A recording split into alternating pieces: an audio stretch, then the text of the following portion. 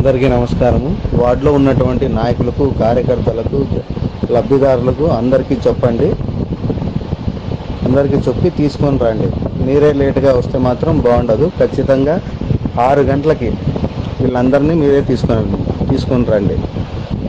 గృహ సారథుల్ని, తర్వాత వచ్చేసి లబ్ధిదారుల్ని, మీ 50 ఇళ్ల పరిధిలో ఉన్నటువంటి నాయకులు కావచ్చు, కార్యకర్తలు కావచ్చు, పేదరెడ్డి గారి అభిమానులు కావచ్చు, వాళ్ళని కూడా మీరు ఖచ్చితంగా తీసుకొని రావాలి. ఎవరు 50 ఇళ్ళలో పరిధిలో వాళ్ళది ఆ వ్యక్తుల్ని ఎక్కడికి మీకు పెట్టిన అడ్రస్కి ఖచ్చితంగా తీసుకొని రావాలి.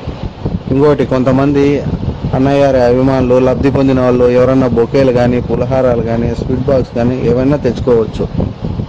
ఎవరైనా వాళ్ళ ఇష్ట ప్రకారం వాళ్ళు ఇవ్వండి అని కూడా చెప్పండి. ఎందుకంటే ఎంతో లబ్ధి పొందుతున్నారు, ఎన్నో రకాలుగా లబ్ధి కూడా పొందుతున్నారు కాబట్టి వాళ్ళకు కూడా చెప్పండి ఇవ్వమని. ఇంటికాడికి వచ్చినప్పుడు కనపడితే ఏమన్నా బాగున్నామని మాట్లాడిమని చెప్పండి.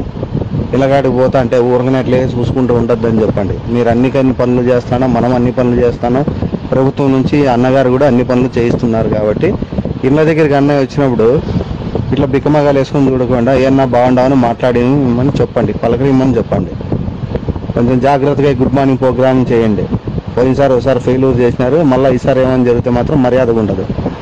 ఎమ్మెల్యే గారు వచ్చినప్పుడు కొంతమంది ఎక్స్ట్రాలు చేయాలని చూస్తారు. మీకు అర్థమైందా నేనేం చెప్తాను? వాళ్ళని గుర్తించండి. అటువంటి వారిని ఎవరిని పిలవద్దండి. తర్వాత వచ్చేసి వాళ్ళని నోరు మూసుకొని ఉండమని చెప్పండి.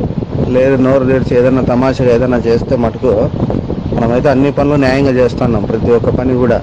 కొంతమంది ఎక్స్ట్రాలు చేస్తారు. ఆ ఎక్స్ట్రా క్యాండిడేట్లు ఏమైనా ఉంటే వాళ్ళని తోకలు కత్తిరండి. మళ్ళీ వాళ్ళకి కూడా చెప్పండి, మీరు ఏదైనా ఎక్స్ట్రాలు చేసినట్టు మీ పని మళ్ళీ అన్నయ్య వచ్చి పడతాడని కూడా చెప్పండి.